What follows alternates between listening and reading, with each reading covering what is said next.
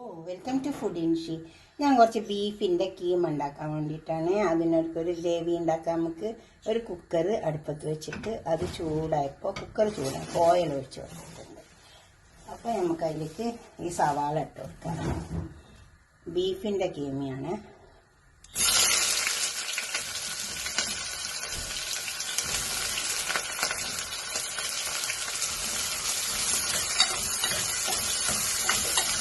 നാനൂറ് ഗ്രാം ബീഫിൻ്റെ കീമുണ്ട്.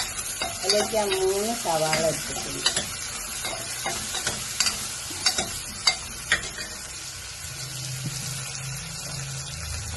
സവാള നന്നായി മുരിഞ്ഞിട്ട് നല്ലൊരു സവാള മുട്ട് വന്നിട്ടുണ്ട്. നമുക്കിതിലേക്ക് ഗരം മസാല ഇട്ട് കൊടുക്കാം. ഒരു കഷ്ണം പട്ട, ഒരു ബേ ലീഫ്, അതുപോലെ 3-4 ഏലക്കായി, 2-3 കരിയാമ്പൂ, ഒരു ലേശം ജാതിക്ക പൊടിച്ചത് കുറച്ച്, പിന്നെ ഒരു സ്റ്റാർ, ഒരു മ്യാസ്.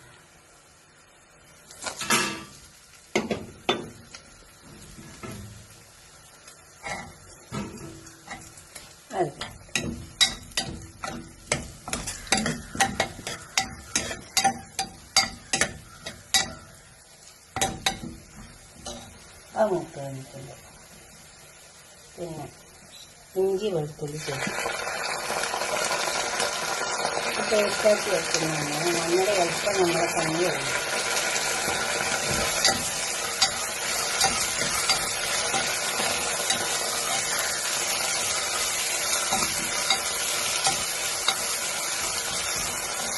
എണ്ണ നല്ല ചൂടുള്ളതുകൊണ്ട് അതിൻ്റെ മണമെല്ലാം ഒഴുകി പോയിക്കോളൂ. നമുക്കിതിലേക്ക് തക്കാളി ചേർക്കാം.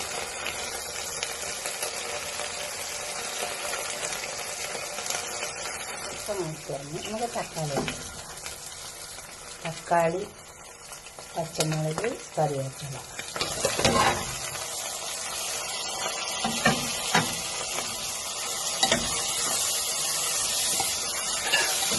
തക്കാളി ഇതിൽ നന്നായി ഉണ്ടാകണം. അപ്പോൾ നമുക്ക് മസാല ഒക്കെ ചേർക്കാം. മസാലയൊക്കെ മുട്ടുവന്ന് അതിലേക്ക് നമുക്ക് മുളകിൻ്റെ പൊടി, മല്ലിപ്പൊടി, 1.5 ടേബിൾ സ്പൂൺ മല്ലിപ്പൊടി, 1 ടേബിൾ സ്പൂൺ മുളകിൻ്റെ പൊടി, 1 ടീസ്പൂൺ മഞ്ഞളുടെ പൊടി, 1 ടീസ്പൂണ് പെരുംജീരകത്തിൻ്റെ പൊടി, ഉപ്പ്, കുരുമുളക്. ഇതാണ് ഇതിലേക്ക്. ഉപ്പ് എപ്പോഴും ആവശ്യം പോലെ ഇടാവുള്ളൂ. അടുത്തായിട്ട് നമുക്ക് ബീഫിലേക്ക് തട്ടിക്കൊടുക്കാം.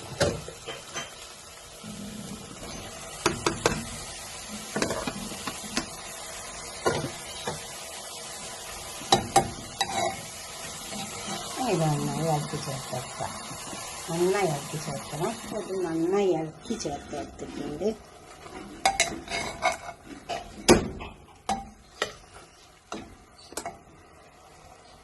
ഇതേപോലെ ഇളക്കി ചേർത്തെടുക്കുക.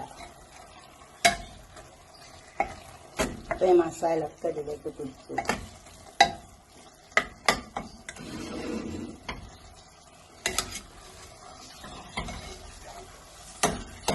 ഇതിലേക്ക് കുറച്ച് വെള്ളം ഒഴിച്ച് കൊടുത്താൽ മതി. ഈ കുക്കർ വേഗം വേവുന്ന കുക്കറായതുകൊണ്ട് കുറച്ച് വെള്ളം ആവശ്യമുണ്ട്.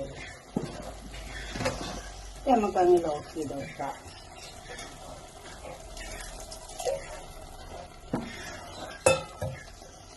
ഇനി ഇത് ലോക്ക് ചെയ്യുക. ലോക്ക് ചെയ്തിട്ടുണ്ട്. ഇനി ഇത് കഴിഞ്ഞ് വേവട്ടെ. ഒരു പാത്രം അടുപ്പത്ത് വെച്ചിട്ടുണ്ട്. ഇപ്പോൾ കീമ വെന്ത് വന്നിട്ടുണ്ട്. നമുക്ക് ഈ കീമനെ പാത്രത്തിലേക്ക് മാറ്റി കൊടുക്കാം. വെന്ത് വന്നിട്ടുണ്ട്. പിന്നെ കുറച്ച് ക്യാപ്സിക്കം ഇട്ട് കൊടുക്കാം. ഈ കളർ ക്യാപ്സിക്കം വേണമെന്നില്ല കേട്ടോ. ഏതെങ്കിലും പച്ച ക്യാപ്സിക്കം ആയാലും മതി. ഇതിന് എൻ്റെ അടുത്ത് ഇതുള്ളതുകൊണ്ട് ഞാനിത് ഇട്ടുന്നുള്ളൂ.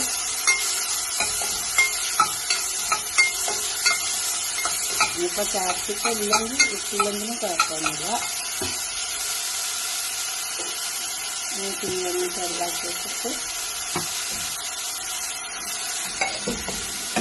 നമുക്ക് ഇതിലേക്ക് ഇട്ട് വെക്കാം.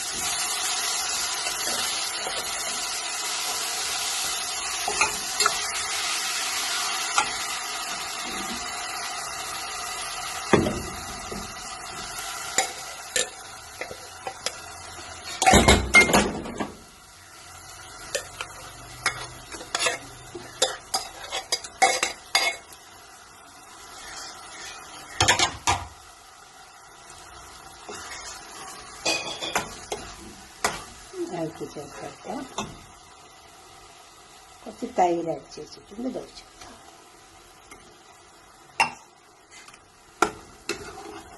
നല്ല കേടാണ്, അധികം പുളിയില്ലാത്ത.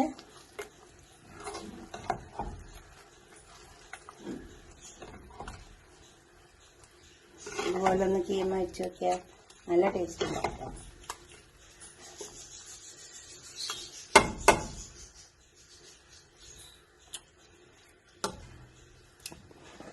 ഇനി ഒരു 4-5 മിനിറ്റ് വരെ ഒന്ന് കത്തിച്ച് വെച്ചിട്ട് നമുക്കൊരു പാത്രത്തേക്ക് സെർവ് ചെയ്യാം.